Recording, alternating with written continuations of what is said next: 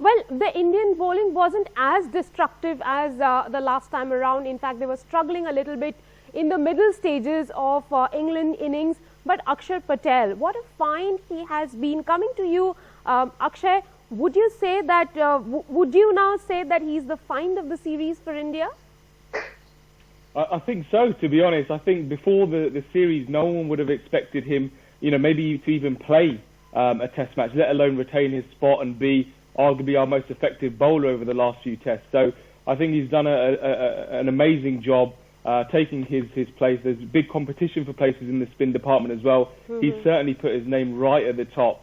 The fact that he can bat as well, he hasn't really proven it so far this series, will add to his case to retain his spot going forwards to future series as well.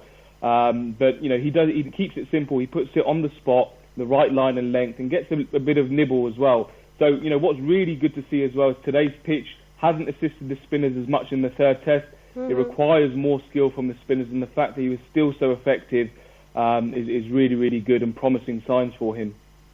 Ashok, let me ask you, with Axar and Siraj in the team, and of course Ravi Ashwin leading the bowling pack, would you say that this team, this bowling unit, even minus Bumrah, is the best in the world today? I would say so, especially in Indian conditions. I would not, I would add on Bumrah and maybe Ravindra Jadeja also in the group, because I understand Ashwin has been a pick of the series. He has been a find of the series. I everything accepted, but Axar needs a wicket which is conducive to spin bowling. Otherwise, he's a guy who fires the ball and he brings the ball with the arm.